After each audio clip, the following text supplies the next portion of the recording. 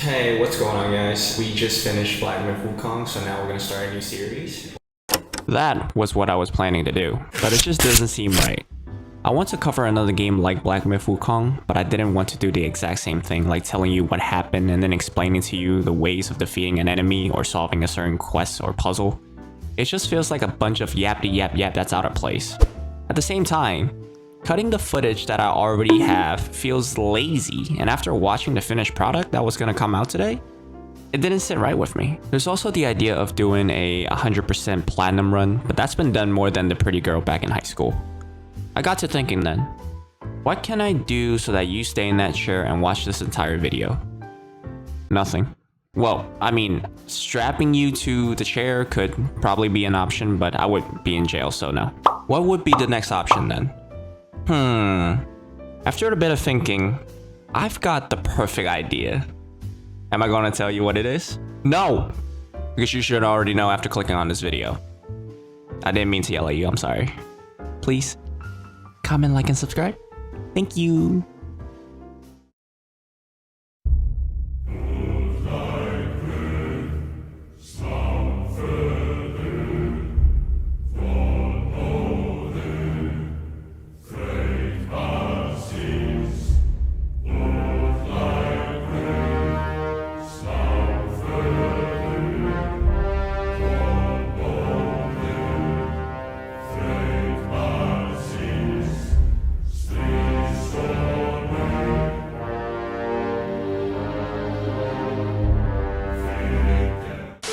Okay, with that dramatic intro out of the way, let's get started.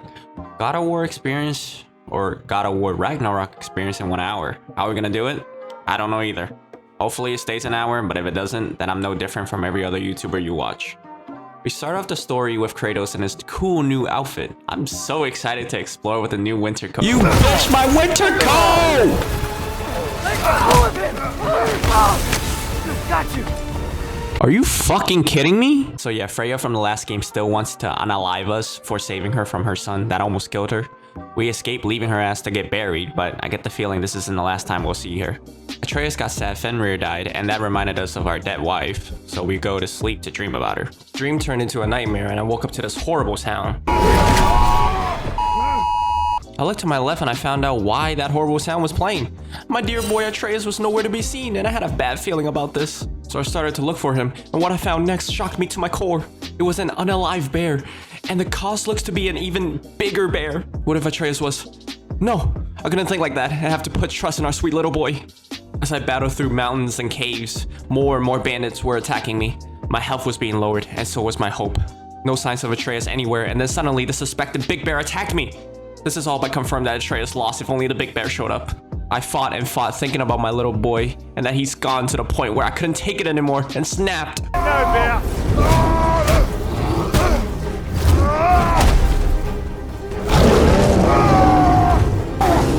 Give me my boy back! As an angry father fighting for his son, nothing could stop me at this point. Just as I was about to finish this bear off, something unexpected happened. He turned into Atreus? My god, I almost unalived my own son. I almost killed him.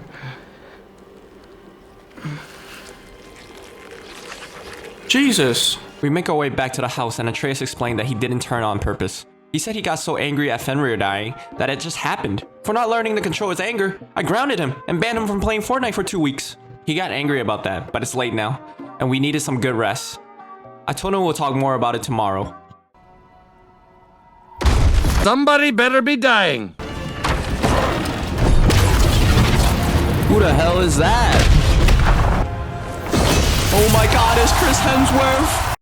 Never mind, it's Queso. Thor came to find us due to the rumors he's heard and wanted to compare sizes. After finding out mine was way bigger than his, he called for his father Odin. Odin said he's not here to compare any sizes or help Thor make his bigger, but he wants Atreus to stop searching for Tyr. Tyr? This is the first time I'm hearing about this. He said if we stop Atreus from doing that, he'll make sure Freya leave us alone, let us keep Mimir, and also make sure our boy is safe. It sounded like a good deal, but I wasn't gonna let someone else give me an order, so I said no. He certainly did not like that, so he told Thor to unalive us. About time. That was legitness. That was a good shot, I'll give him that. But that doesn't mean he did any damage or anything. I am the god of war after all. I fought him in both styles of combat, hands and weapons. Then we even changed arenas. The battle got so intense to the point that he actually ended me. Fuck, guess I gotta try again. Oh no. Huh? I say when we're done. I'm not leaving till I see the real you. Get up! This guy's a menace. He won the fight, but he actually revived me? I'll definitely make him regret that. I fought way more smartly this time, with more blocking and dodging. We changed the arena one more time, and I tell him the cold hard truth that he didn't want to hear. You put him last, even in death. The fuck you say? Modi saw us in fear of you. He died of the wounds you gave him. Oh, we got a model father here.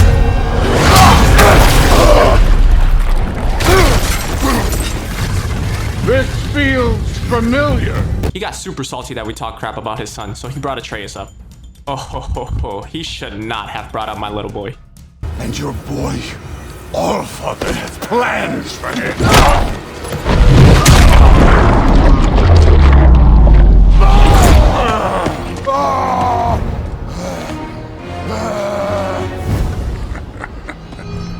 There he is.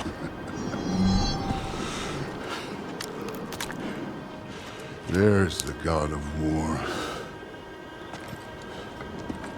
Consider your blood debt paid. Be seeing ya.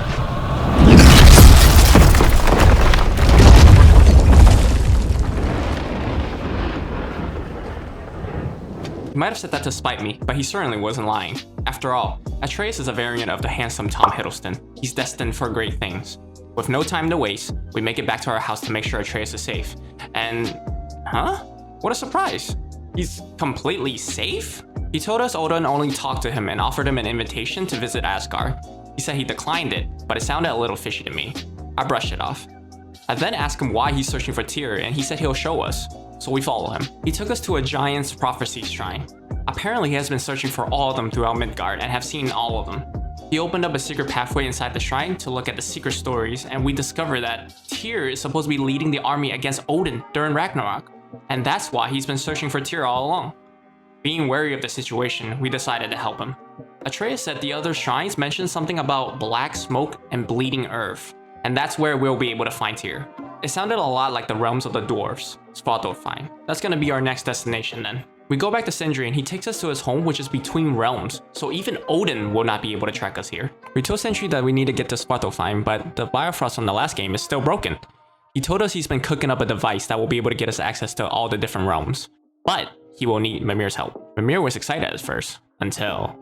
Shine this light in your eyes. Oh, Cindy, you sodden bastard! I cannot see, I'm legally blind. Thanks to Sindri's new device and the immense eye pain from Mimir, we made it to Svartalfheim. Our goal here is getting to Nidavellir, the dwarf city, to find Sindri's and Brooks' cousin Durlin. Apparently he knows where Tyr is imprisoned by Odin. Before that, however, I helped Mimir free a sea creature that he offered to Odin to prove his loyalty before he met us. We get to Durlin and at first, he refused to help, but we did a good job convincing him because he ended up giving us a scroll to find Tyr, even though he wasn't being clear on it. Apparently, Tyr is kept in a cave nearby, so we set out to find him. Our journey leads us to a roller coaster ride, featuring a halfway stop to eliminate the local and endangered Jurassic Park guests, before continuing to our destination. The first half of the ride was as smooth as butter, but the second was not so much. No! Atreus, what do you have to say about it?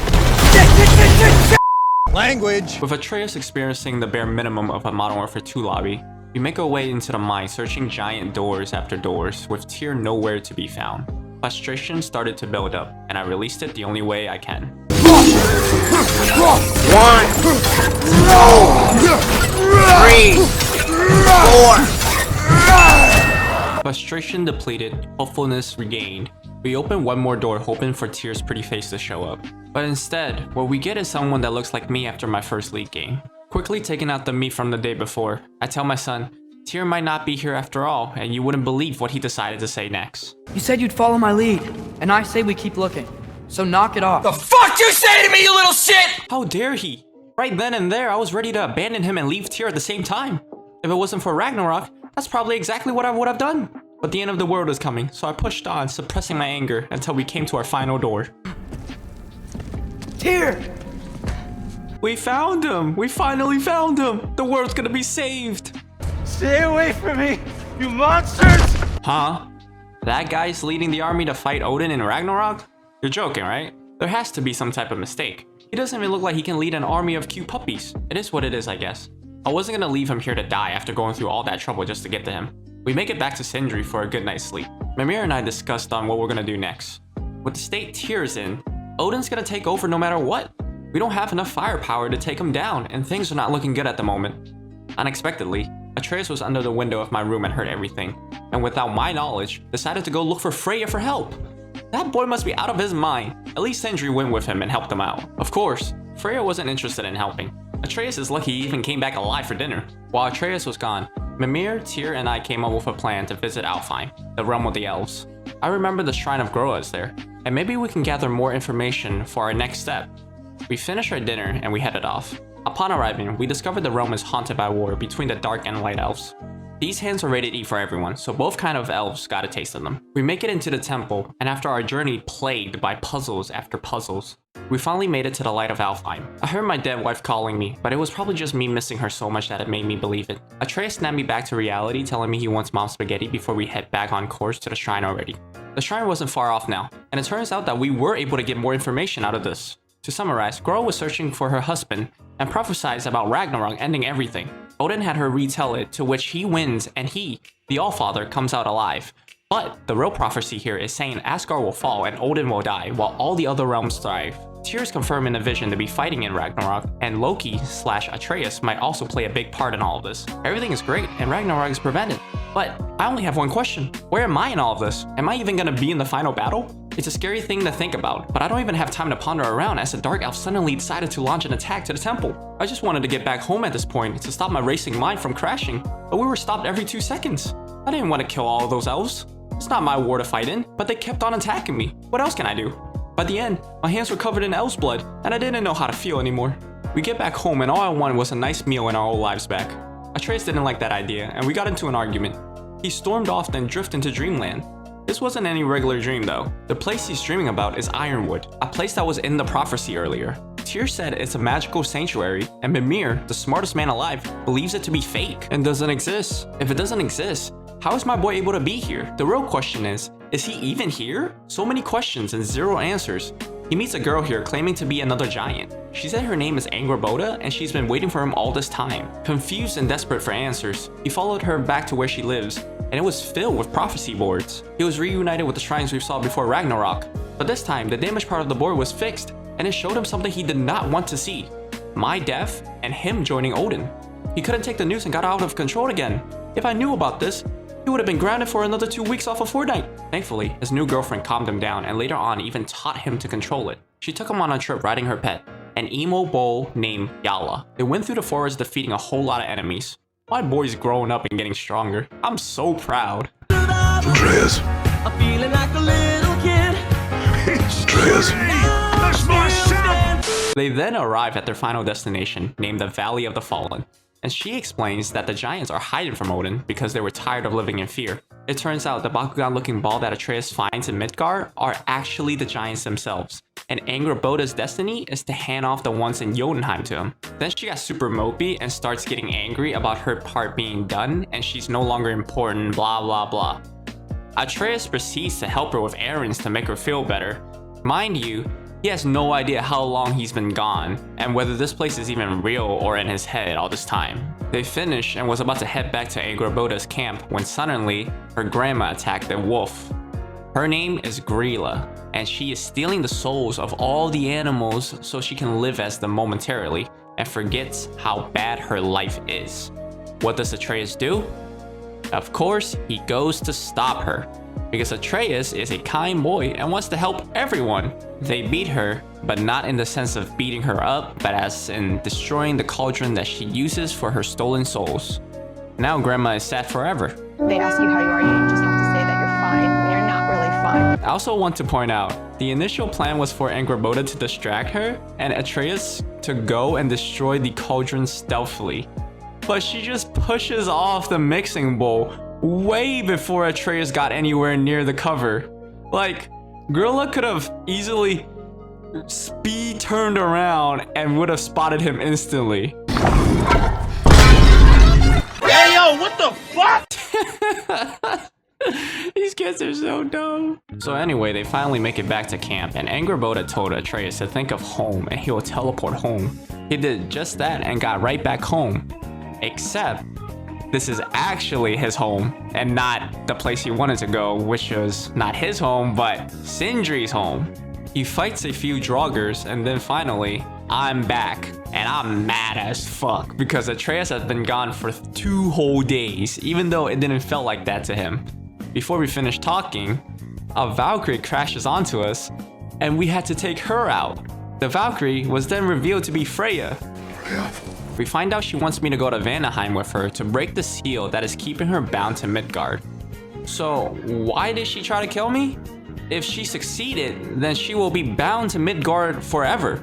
A bit of a miscalculation by her, I guess? We get to Vanaheim and this place is fucked. Poison plants everywhere and no people to be found when it used to be filled with villages, according to Freya.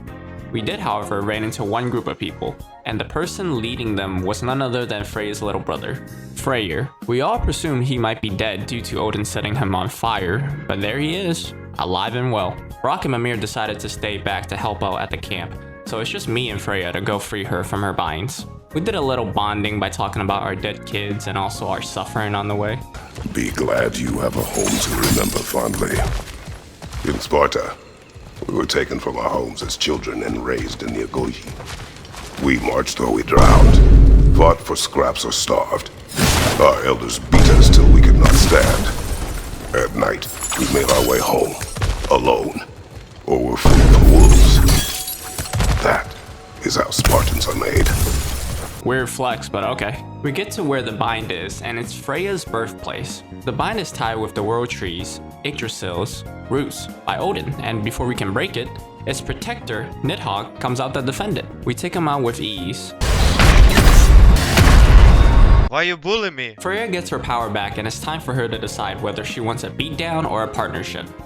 Luckily for her, she chose correctly. After we got back to camp, Freya and Freyr had a heartfelt moment before we left Vanaheim to confront Atreus about where he went. A little disclaimer, my files got corrupted, so I'm using MK Ice and Fire's footage for this little Atreus section, and we'll keep it as short as possible. I will link his channel down below, so make sure to check him out for a more walkthrough style kind of video. Thank you. Tensions are rising because Atreus is considering to accept Odin's offer in order to get more powerful so he can protect Kratos. He plans to keep an eye on Odin to make sure he doesn't kill Kratos. He then gets angry because everyone thinks he's nuts, obviously, because of what Odin did to Freya, Tyr, and Mimir. Atreus charges out the door and then leaves for Midgard. While in Midgard, he comes in contact with one of Odin's Raven, who then teleports him to Asgard. I have a few questions. Why don't he tell them about Ironwood and about the prophecy he saw? And B, if him telling them the prophecy means it's going to happen, then why did he go to Asgard when the prophecy says he goes to Asgard? Does he not see how dumb that is? Anyway, he doesn't drop straight away into Asgard, but outside it, and he also had to climb a big ass wall to get inside. At the top, he meets Heimdall, who almost killed Atreus because he knows why the little rat came here. Atreus convinces him to let him in, and they proceed to the Allfather's house. Heimdall then had warriors fought Atreus to unalive him, but Thor came in to save him. Odin is also here too, and Heimdall tells him Atreus is here to spy on him, and he knows this because he can read minds. That doesn't matter though, because throughout the entire time Atreus was traveling outside of Asgard, the kid is telling Odin's Raven his entire plan. It even shows later on that Odin can speak to his Raven, even though Atreus can't understand them, so Odin clearly can hear everything he's saying through the Raven. Odin reveals to Atreus he wants him here because he needs his help to translate a mask, to which he can then complete it and use it to look through a rift full of knowledge and information. Odin lost his right eye when he didn't know better and looked through the rift without the mask. Atreus' translation gave Odin a clue, advising him another piece of the mask located in Muspelheim. Odin then sends both Atreus and Thor to retrieve it. While on their path, Atreus is constantly stating how fun the search trials are, so that he can bait Thor into doing them. While Thor is distracted, he goes to the search shrine in order to see the story behind it. Angrboda shows up out of nowhere, stating that she's looking for more Bakugan of giants, and they look at the story inside the shrine together. In the shrine, they see a frost giant named Samara fighting Surtur, until they teamed up and fought together. After that, they good friends. Are they? Yeah, I think they are. Okay. Atreus heads back before Thor gets suspicious and finds the piece of the mask. Odin instantly teleports them back because the rift got bigger after the two pieces combined. They have this little good team huddle thingy going on, and then it seems like Loki's plan to spy on Odin might drift a little. I really hope he doesn't betray me. He ended the day talking to Thor's daughter, and then putting down the knife that I made for him. It's back to my perspective now, and I came up with the idea of going to see the Norns or the fates of these lands with Freya's help. We get back to Midgard, and using Specky and Svana's nose, we found them. As we got close to them, they threw many illusions at us that we needed to fight, and then some more that we had to overcome mentally as well. Freya had the hardest one by far. Nobody harms my boy but me! After that traumatic experience, we took a Kelpie to finally reach them. Their place was either surrounded by Rapunzel's hair or spaghetti. I don't know which one, but they all look tasty. There's 3 of them, and I'm not even gonna try to pronounce their names because... What the hell? Okay, maybe Skull isn't a hard name to pronounce, but the other 2 is a bit confusing. She is my favorite out of the 3, however, because she just repeats what they say, and it's so funny. I seek my son. Speak plain. When my son was born, shut up! That's so funny, man. I like her. These Norns know everything that's going to happen, so they divide themselves into 3 separate components, I guess, to their interactions. I'm gonna butcher her name, so I'm not even gonna try, and I'm just gonna call her Vero. Vero narrates everything I did, like the grunts or even frowning. Skald, as you can see, repeats what me and Freya say in the conversation. And the last one, Uro, is the actual one that you are mainly interacting with. She will talk to you like a normal person would. The interaction was basically the Norns telling us we can't change fate no matter what, but she tells us something big. Uro said Heimdall plans to kill Atreus in Asgard, and I will do what I do best. After that, Ragnarok. Hearing that caused a sense of emergency in me, and I need to get to Atreus as soon as possible to protect him. We race back to Sindri's house and let them know what we learned and to see if they have figured out a way to get to Asgard. They haven't. I told them I plan to unalive Heimdall in order to protect Atreus, and they tell me it's impossible. They said Heimdall have foresight that can see exactly how his opponent attacks, so I wouldn't even be able to land a finger on him. Then Brock comes up with an idea. I need to overload Heimdall's senses, and he got just the thing that will help me do it. He suggests using Draupnir, a ring that can multiply itself. Of course, the ring itself won't do me any good fighting Heimdall, so we will have to travel to Svartalfheim for the rest of the material, and also to visit the lady. Sindri wants to go on this trip, but I insist on Brock to go because he's straightforward and he doesn't lie. Sindri really doesn't like the idea of Brock meeting the lady, and that will make sense when we get to her. We teleport to Svartalfheim, and we make our way through a mine and then some cliffs to get to the lady. When we got there, I had the lady, a mystical mermaid, create a spear for me, and then Brock asked her to bless it. She acted like he wasn't even there. That's when he finds out he died and part of his soul was missing. We learned about this earlier when Atreus and Sindri sneaked out to find Freya. Sindri said there was an accident at the forge. Brock died and he couldn't accept it, so he went to Alfheim to get his soul back, but he was only able to get 3/4 of it back. I still need the spear to be blessed before I can use it though, so I asked Brock to do it. He said it wouldn't be any good since his soul wasn't even full, but I used his own quote back on him. It is the nature of a thing that matters, not its form. With Brock's blessing, I used the spear to fight my way out of here and meet back up with Freya. Odin shows up out of nowhere, not looking for a fighter however, but to berate me and to let me know how I'm holding Atreus back. How dare he when he knows nothing about me? He leaves after putting false information in my head, and I make it back home. I was so exhausted that I went straight to bed after that. I had another dream about Faye telling me to protect Atreus, and we switched right back to Atreus' perspective. It looks like Atreus became friends with Thrud and a Midgard boy during his time here in Asgard. He was summoned back to Odin alongside Thrud to find the next piece of the mask. Odin also wants someone to go with them as well. The one person I really didn't want to go with them. Heimdall will be joining you. Odin sends all three of them to Alfheim based on Atreus' translation, and not even 2 minutes in, Heimdall leaves them. Not that I'm complaining though. They fight their way through, and the mask leads them to Garm, a rift-tearing wolf that is chained down. Atreus thought the piece of the mask was behind him, so he and Thrud freed the hound. It turns out the mask isn't there at all, and a must-not-set-free wolf is running to its content. Heimdall acts like the biggest a-hole possible, and that got Thrud super pissed. Atreus calms her down, and they teleport back. Odin's not happy with the result, but he's not going to punish Atreus. In fact, Atreus wants to go home, and Odin even lets him. He gets back to Midgard, and he makes his way back to Sindri's house. It was not a good time to drop in. We were fighting the Hellwalkers that are coming through the rift tears from Alfheim. I come in to save Atreus when he was about to get attacked, and he helped Freya close the rifts. These rifts are gonna keep coming through until Garm is chained back up or dead, so Atreus and I head to Alfheim to take care of the problem he caused. We make our way to Garm fighting Hellwalkers and exchanging the many questions we have for each other. I ask him about his stay in Asgard, and he asks me about my spear's purpose. We eventually encounter Garm, and we take him out.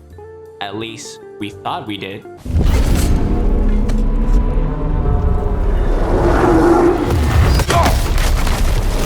Oh shit, here we go again. It turns out Garm doesn't have a soul, and therefore he can't die, so Atreus came up with a brilliant plan. He needed to get on top of Garm's head so he can imbue the soul of Freyr into Garm's soulless body. I wasn't sure if it was gonna work, but thankfully it did. We got our companion back, and the rift tearing problem was taken care of. Before we went home, Atreus and I talked about how we needed each other to keep us calm and level-headed. We made a promise to each other that if we're separated, we will think of each other's voices to guide us. It was a great bonding experience between father and son. We got home, and Atreus advised the group about the mask. Tyr said the mask will help Odin gain infinite knowledge, but since only Atreus can find the remaining pieces, it should be fine for now. Freya asked if the plan is still going to be taking down Odin, to which I said no. We shouldn't fight if we don't have to. There's no reason to start a war if Odin didn't do anything to me and my son. Freya didn't like that and decided to go help her brother back in Vanaheim. Me and Atreus decided to go after her to help as well. We get to the camp and it's completely empty with nobody in sight. Then out of nowhere, Hildisvini shows up. We didn't recognize him at first because the last time we saw him, he was in his boar state. He let us know that Freya is leading a search party for Freyr and Bigvir as they are captured by the Einherjar, Odin's undead soldier. We make our way to find Freya and we encounter Skoll and Hati, a giant pair of wolves that chases the sun and moon. It was prophesied that the moon will be stolen by Odin, which makes it so one of the wolves will have nothing to chase and therefore both would stop, ending the cycle of day and night. Our mission right now is to find that moon and bring it back here. We eventually retrieve it, and Atreus hesitates to shoot that in the air, because that's exactly what was prophesied, which would then lead to my death at the end. I tell him fate only binds us if we let it, and we are only doing what's necessary, not because what fate is telling us to do. He shoots the moon, which starts the cycle once more.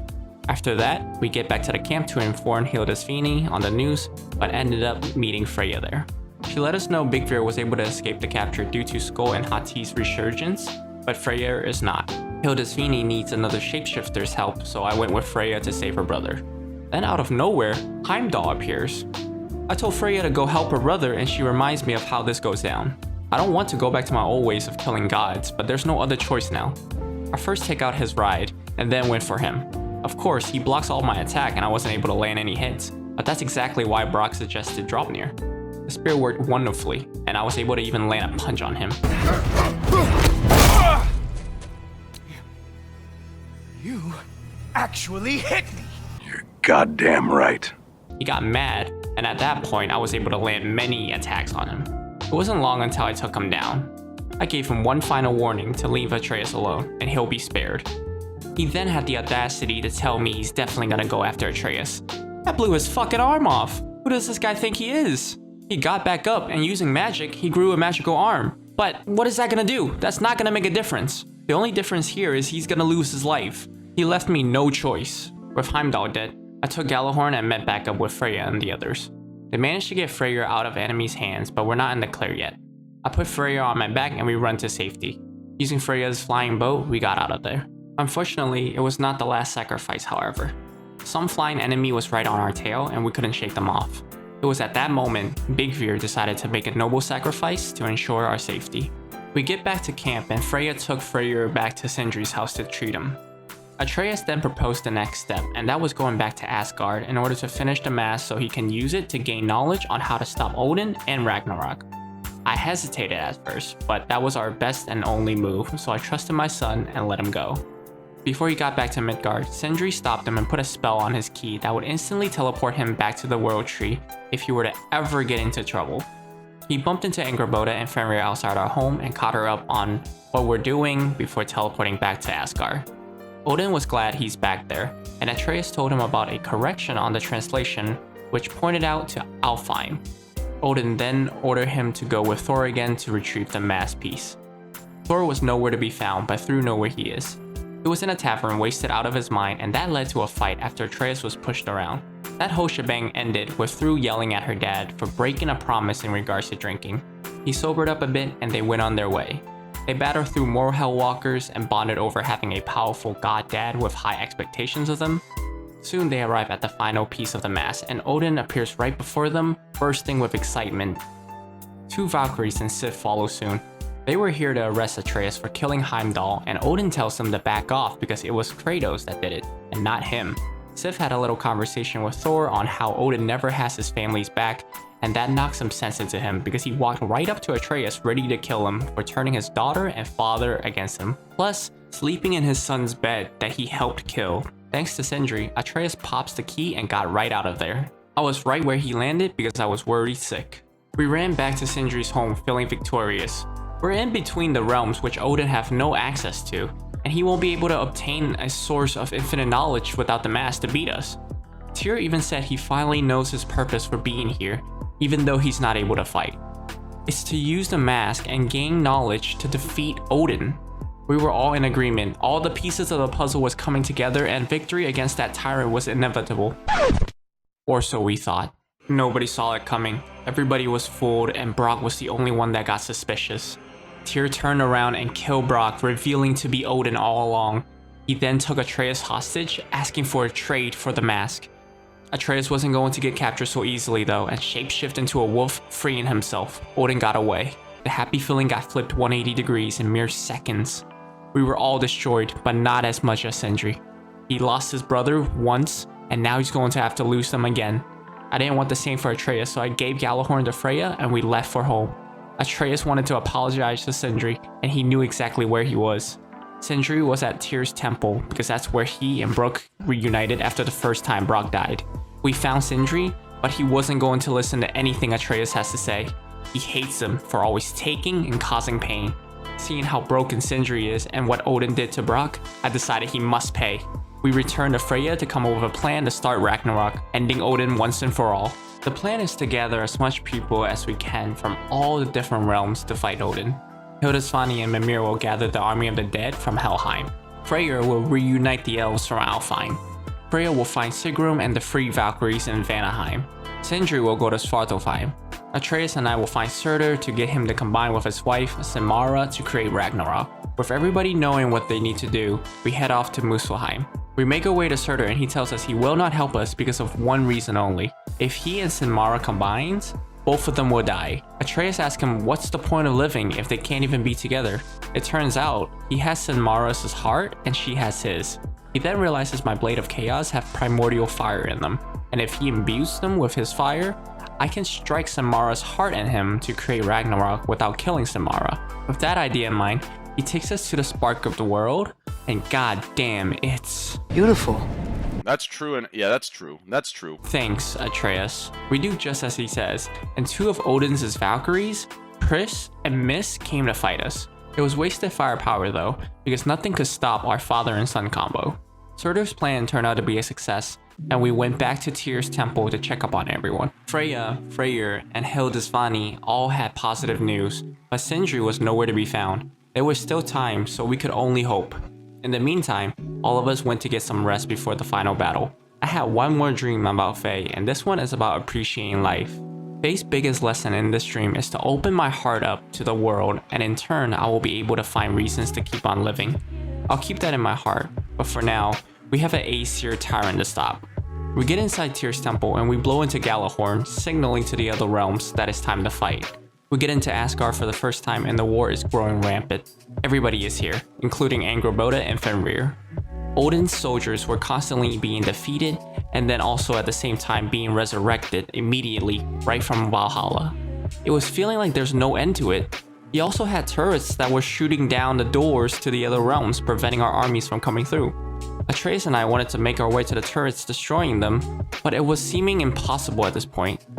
We noticed Svartalfheim's door wasn't opening, and Sindri is still not back, so we ran over to it to check. It then opened up, and only Sindri came through. He refused to have any more dwarves dying for Odin, so he didn't recruit an army. But he did came back with a device that took out both the Odin turrets instantly. After the turrets were destroyed, we noticed Midgardians that are taking refuge here due to Fimbulwinter are on the front line even though they're not even soldiers. Odin is using regular people to slow us down, and that's unforgivable. Atreus tries to convince himself to close his heart to it so that he can keep fighting without feeling guilty, and that's when I understood Faye's message behind those dreams. She wants me to realize the importance of being able to feel others' pain, or in other words, open up my heart to how others feel in order to know what it's like to be in their shoes. I teach what I realize immediately to Atreus. Everybody regroups and I tell them to hold Ragnarok back as much as possible so that we can evacuate the innocents, and Atreus and I will handle Odin ourselves. That plan wasn't as smooth as saying it because the side of a mountain fell on us and I had to hold it back while Atreus and Sindri went on ahead to get the wall opened up. They ran into Thrud, who Atreus still considers a friend, but she wasn't feeling the same. Atreus told her Odin is using Midgardians to stop us, and she wouldn't believe it until Sif comes in with Skilder injured. She finally believes us with the words of her mother, and Sindri breaks the wall open for us to go through. We go through fighting more of Odin's soldiers to get to his house, but Thor comes in for another fight. He's a lot stronger this time, and he's also being blinded by rage, talking about how I'm holding his daughter hostage and such. I fought him until he came to his senses and realizes Odin is the bad one here. Not surprisingly, this selfish tyrant takes out his own son, and that kickstarts the long-awaited battle between him and I. We fought and fought till he binded me with a spell and was about to take me out, but thankfully Freya came through. She had a noose that Odin tried to end his own life with, which had a spell on it, choking Odin. He manages to break free and send all four of us down to where the Rift of Knowledge is. Odin tried convincing Atreus to look through the rift with the mask, and I decided to let my son make his own decision. He made a good choice, breaking the mask and leaving Odin mad, which kicks off the final battle. It was a long, hard fight, but Freya, Atreus, and I used everything in our arsenal to take Odin out. Atreus gives him one more chance to stop what he's doing and to change for the better, but he refuses. He left Atreus no choice but to seal him into a Bakugan. I gave it to Freya, letting her choose whether he lives or die, but Freya told us she's not buying by revenge anymore and don't need it. That's when Sindri appears out of nowhere to take it out of Atreus' hand and instantly breaks it, killing Odin off. While fighting Odin, we forgot that Ragnarok is still happening and he's at the very last step to destroying Asgard. Angrboda comes through with Fenrir to save everybody. Well, unfortunately, not everybody. Freyr had to hold Ragnarok back so that we can make it out in time. Atreus is knocked unconscious and then after a while wakes up to the Valkyrie's care in Hodemis hold in Midgard. He walks around talking to everyone like Thrud and Sif, Skilder, the Vanaheim crew, Freya, and finally Angrboda, where he meets back up with me. Angrboda took us to the shrine we first saw before Faye's death, and it turns out she predicted our entire journey to take her ashes and releasing them at the highest point in all of the realms. Atreus realizes his purpose is to find all the giants' Bakugan, and he needs to do it alone. I respect his decision and encourages him to go. On the other side of the shrine, I find another opening that predicts the changed future from my death to my people building a statue to worship me. Faye painted over my death mural with faith that I would change, and it turns out she was right. I set off on my next adventure alongside Freya and Mimir, but that's a story for another time.